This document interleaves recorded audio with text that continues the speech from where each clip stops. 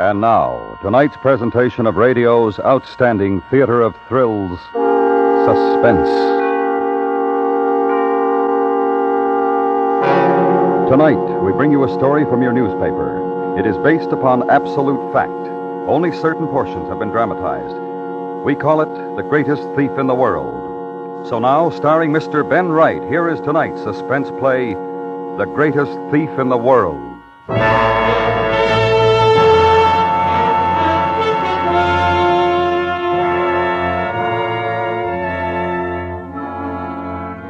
The files of Criminal Record Office in Scotland Yard contain two bulky folders, one relating to the evidence against Peter Marriott, the other against a criminal known only as the Squire. Concerning Peter Marriott, we're in possession of a number of facts. Some we gain through our own investigation, others through interested parties. Concerning the Squire, we know a good deal less. That for some 5 years he committed jewel thefts amounting to £500,000 is common knowledge. That at no time until the end did we find one scrap of evidence is further stated in the file. The question that the Yard has not been able to satisfactorily answer is whether Peter Marriott and the Squire were one and the same. The case is a mathematical fantasy. For example, we know that Peter Marriott attended a shooting party in the West Riding as the guest of Sir Leslie and Lady Banbridge. We know the gist of what transpired, but was the Squire present at that time?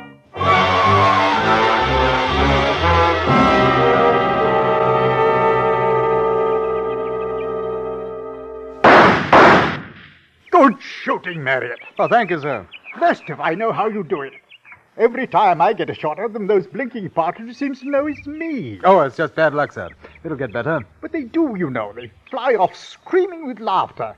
It's old Banbridge. Come on, you chaps. Nothing to worry about. Oh, really, sir? Oh, well. Perhaps tomorrow. I'm for a drink. Righto.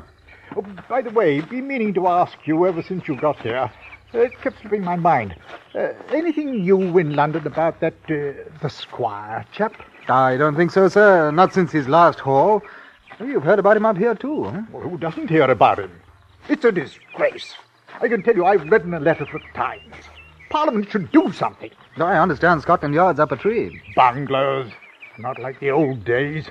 Catch the man and give him a horsewhipping, then send him to Dartmoor. That's what we'd have done. Well, they say he's quite clever. Clever? Oh, nonsense. Papers are making a hero of the blighter. The Squire. Oh, impudence. Man's not a gentleman, he's just a blasted little jewel thief. Well, I don't imagine the Honourable Percy Pindell considers him little. Oh, yes, that was the last one, wasn't it? According to the paper, £20,000, an emerald necklace and 2 diamond rings. Ah, Percy's a fool. Always told him so, too. A child could have opened that safe of his. I'd like to see this Squire try his game with me. A different story, I can tell you. Well, I imagine it would, sir. By the way, did you tell me that you used to dabble in the diamond market? Oh, that was a few years ago, sir. Nothing much. This evening I must show you one or two nice little things I bought Lady Pamela in Italy. I'd love to see them, sir.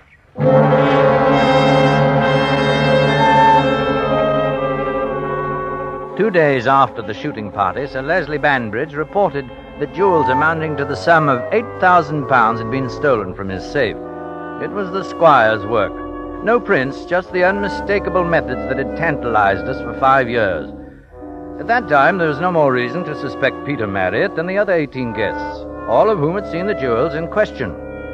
We know now that there was a girl in Peter Marriott's life, a girl whom we felt to be a rather odd acquaintance for a man in his position.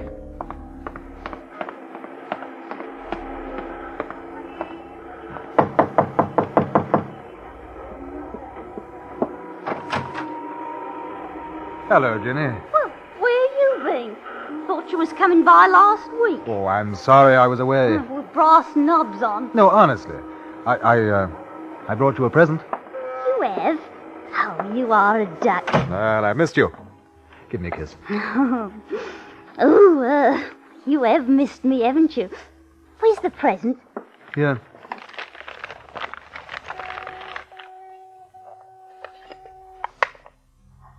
Oh, Peter. Oh, it's lovely. Oh, thanks ever so. Is it real? Oh, absolutely. You couldn't find a better ruby anywhere. It doesn't look real. Well, you take my word for it. It is. Oh, how lovely. Oh, you shouldn't have. Must have cost a packet. Well, you're my girl, aren't you? Oh, Jenny, look, you see this parcel? I want you to keep it for me just for a little while. Oh, what is it? Oh, it's nothing important. You don't have to open it up. I wouldn't. Well, as a matter of fact, it's like the other parcel I gave you a few months ago. Oh, gone. Pictures. Right. Oh, you'll get in trouble one of these days, you will. Anyway, I don't believe you. I bet those aren't pictures in there. Oh? What do you really do? I mean, for a living. Oh, well, I've told you, nothing very much. Stock exchange. I have some money. Why? I wondered. What made you wonder? Well, I think maybe you're a bit shady. Oh, what an odd thought. Is it? Well, what's so odd about it? Why don't you ever take me nowhere? Why do we always have to meet here? Never go dancing and nothing. Well, Jenny, isn't it nice of you? No, it ain't. You ashamed of me because I'm not a swell like you. Jenny, it isn't that. It's only that I want to be with you alone. Yes, I don't think. Well, what do you want me to say, then? I don't know, but there's something funny about you. Oh? A man was here the other day. A man? Who? What do you mean? Oh, so there is something. Jenny, tell me about it. He was just asking about the gent who visited me last night. That was you, Peter. What did you say? I told him I wasn't the habit of gassing with strangers and to up it. Well, what did he look like? Now, look here, I don't like the way you're talking like a ruddy copper. I don't think I'm going to tell you anything. Well, I'm sorry, Jenny, but please, go on. No, I don't feel like it. Now, look, I've got to know. It's important. Dial 999. Ask the police. I think you'd better tell me. You eat me. What did he look like? Jenny? Was you all right? Maybe a little thinner, black hair. Looked something like you. Well, how was he dressed? I don't know. All right, I suppose. Grey overcoat, bowler. He wasn't a copper, I don't think, if that's what's worrying you. He's too polite. Any name? No. Said he was a friend of yours from abroad. Said when I saw you to say something about Canada. You know what he meant. It can't be. He's dead. It can't be.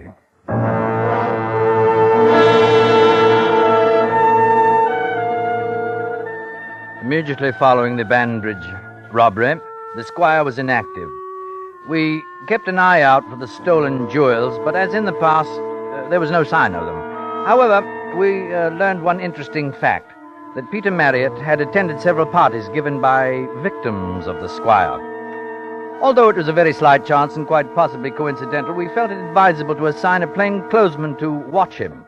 On September 7th, 1949, the detective made his routine report. Followed suspect to Lyons Tea Shop, Notting Hill Gate. He sat at a corner table, alone. 5 minutes later, he was joined by another man. Was unable to hear the conversation. Hello, Peter Marriott. Hello. Sit down. Now, I don't think I would have recognized you. You've had quite a job done on your face, haven't you? Yes. Well, rather like old times, eh? What happened? I thought you were... Not now, my dear fellow. It's a long story. Don't worry, you'll hear about it. How long have you been in London? Ages. Nearly 6 years. Funny you took so long getting in touch. Yes, isn't it? Hey, you look prosperous, I must say. So do you. I suppose that girl told you I'd been inquiring? Yes. Well, I thought it best to make sure. One doesn't want to make mistakes, does one? Look here, will you get to the point? What do you want? Same dear fellow, aren't you? All right. First, what about my name? Well, I thought you were dead. There's no harm there. You know I couldn't use my own name after I left Canada. Yes, but my dear fellow, Peter Marriott, there can't be two of us, you know. Why not? Because when I found out 5 years ago that you were calling yourself that, I had to change my name to something else. Well? And now I think I want my own back. Well, you can have it. There must be more than a few Peter Marriotts in the world. Definitely, but we're special, you and I. Very special. Oh, go You on. see, I've been reading a lot about you. You're quite a toff. Races, hunt balls, and all that. I've followed you very closely. You can be a great help to me, old man. Great help indeed. What's the game? And we can do business together. Just like old times. I don't think so. But I do. You and I, And the squire?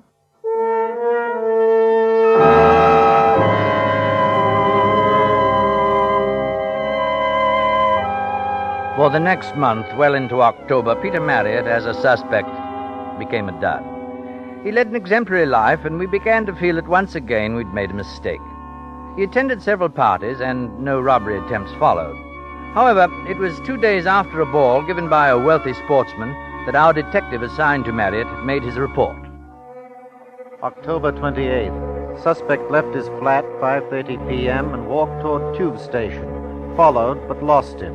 Cannot be certain whether he made this move on purpose or not. Is that the house? Yes. Well, you're not going to drive up to it, are you? Oh, look, I didn't ask you to come along, you know. Well, I suppose you know what you're doing. Now, you can stay here. Yeah, but there are lights on in there. Servants' quarters. But what do I say if a Bobby comes along? You see that switch under the dash? Oh, yeah? Flick it. Then step on the starter. The motor won't catch. You can say you're having motor trouble. All right.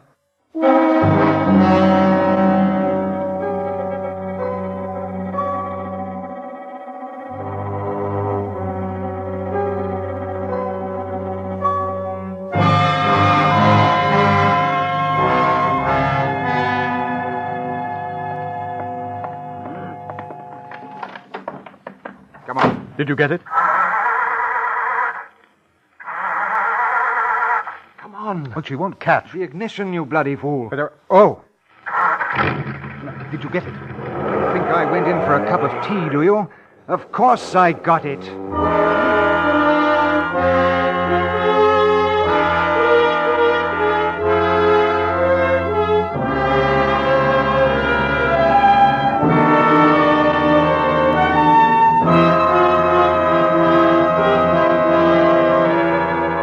You are listening to The Greatest Thief in the World, tonight's presentation in radio's outstanding theater of thrills, Suspense.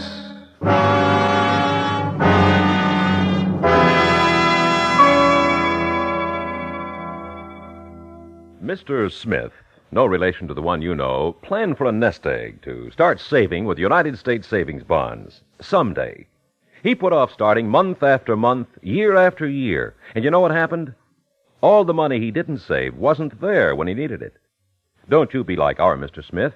Be like many smart Americans who purchase United States savings bonds regularly for a nest egg that is there.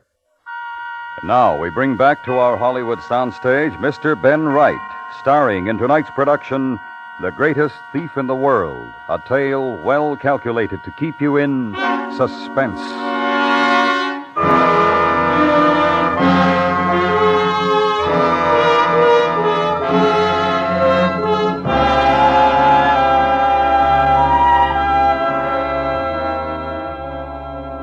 Once again, the squire had struck, this time to the tune of 14,000 pounds in Oriental jewels. Once again, the resources of Scotland Yard were unable to discover one shred of evidence. It was useless to bring Peter Marriott in for questioning because we had no proof of his complicity. There was nothing to do but intensify our surveillance and hope that a piece of the stolen jewelry would turn up or that one of our informers would uncover something. On November 26, 1949, Marriott drove down to Kent and the estate of Lord Simon Lettington. Joan? Hello. Just running over to Paddy Wood. Want to come? Yeah, I'd love to. Hop in. Oh. Headache? Murderous. Too much for me last night. Take an aspirin. You'll need it for tonight. If I have one more hot buttered rum, I'll die. Oh, not you, Peter.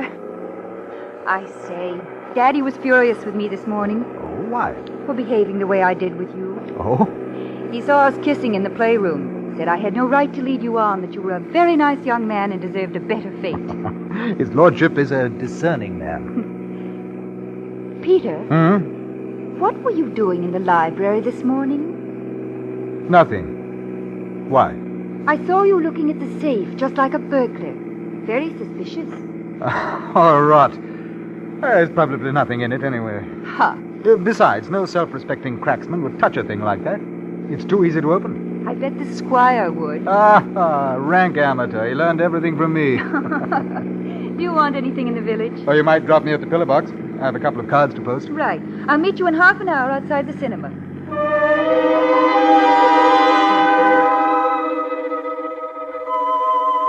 Our man followed Marriott when he left Lady Joan Lettington's car in Paddock Wood. Marriott posted 2 cards, then strolled down the road to the Hotel Rackham. He entered there, went into the tavern. Our man remained outside. And what do you have, sir? Oh, double scotch. Double scotch? Yes, sir. Make it Johnny Walker, will you? All right, right you are, sir. Yeah, a bit of pre-Christmas cheer, eh? Listen, I don't like this.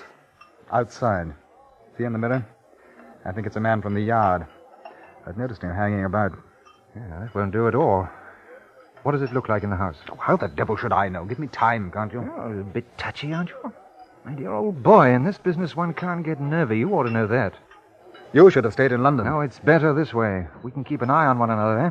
Oh, this will buck you up. Double scotch, sir.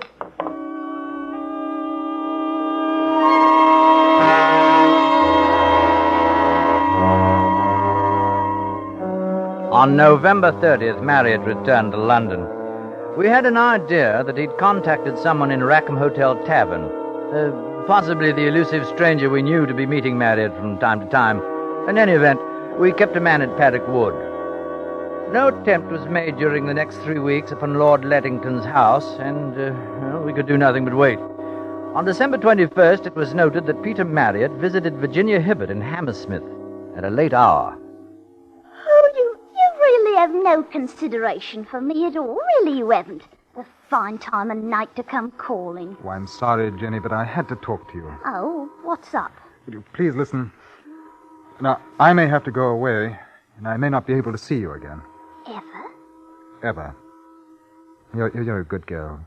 And sometimes I haven't been kind, but I've always known that I could trust you. It hasn't just been making use of you. I hope not. Jenny, that man who came to ask you about me. Has he got something to do with it? Yes. I knew him a long time ago. In Canada. Cool. We worked together. It was in a mining town. One night there was a game. A poker game. It ended in a fight. My face was badly slashed, and I shot him there. Oh, lummy. I ran away. The doctor did plastic surgery on my face. I changed my name, too. The bloke who came back, is he the man you... No. No, the man I shot was a miner. The fellow who came back was the one I worked with. I thought he'd been killed in the fight. Now, you see why I was afraid when you told me about him. He knows about that man that I killed. Oh, dirty rotter. Blackmailing you, eh? Yes, Jenny. And I'm going to have to do something about it. The police are following me. You see, I can't let this go on. Now, look, there's some money in here, and I want you to take it. Oh, you don't have to do that. You've treated me all right. I don't want your money, and I don't want you to go away. No, please, it's for you. There's £1,000 here. No. Take it and get out of London, Jenny. Go to a nice little town and get married. No, I want to be with you. Oh, take me with you. I could learn to be a lady, honest. I'd try. You are. Dear Jenny. Oh, don't go, Peter. Don't go, please. Well, maybe I'll come back, and if I do, I'll look for you. Truly. Truly. Give us a kiss.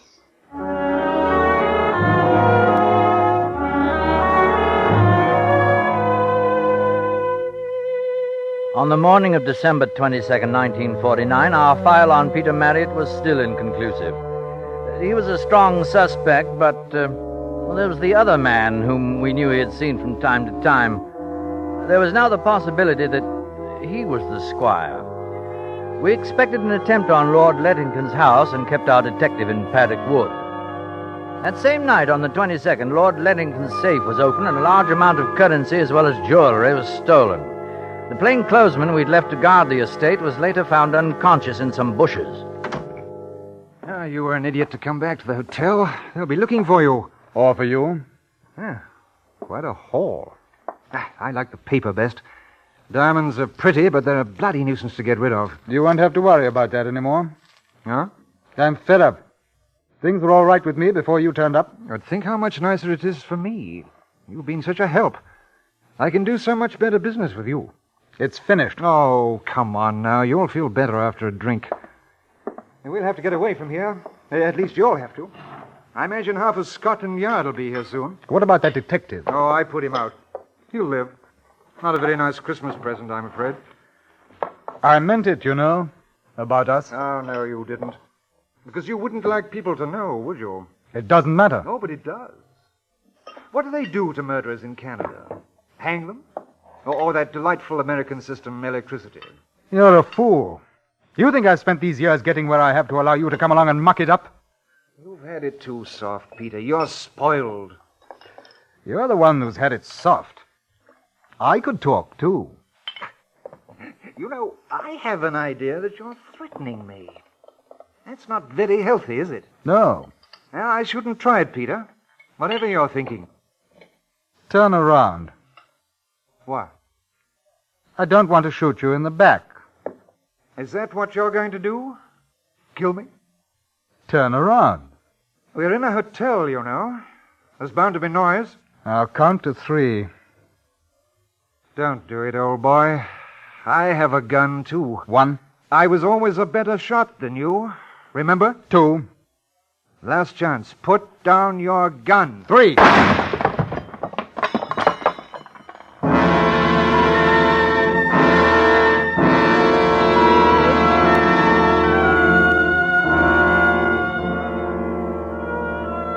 We found the body in the bedroom of the Hotel Rackham, Paddock Wood, Kent.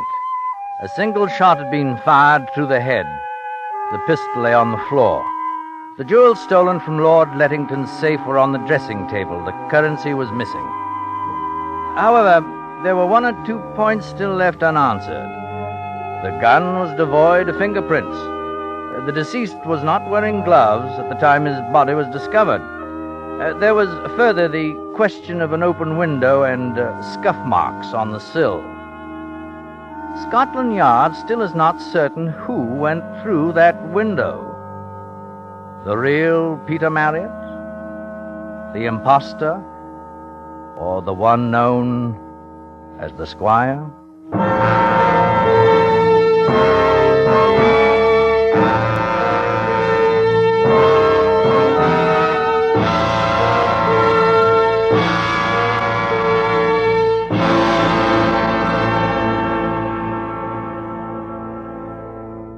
Suspense, in which Mr. Ben Wright starred in tonight's true story of the greatest thief in the world. Next week, the story of a pet cat and the fear it carried with it. We call it The Black Death. That's next week on Suspense.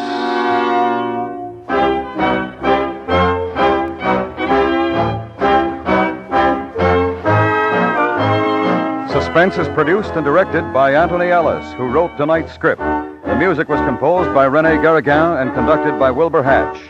Featured in the cast were John Dodsworth, Joseph Kearns, Betty Harford, Ella Morgan, Edgar Barrier, and Raymond Lawrence. You'll enjoy romance every Saturday in the daytime on the CBS Radio Network.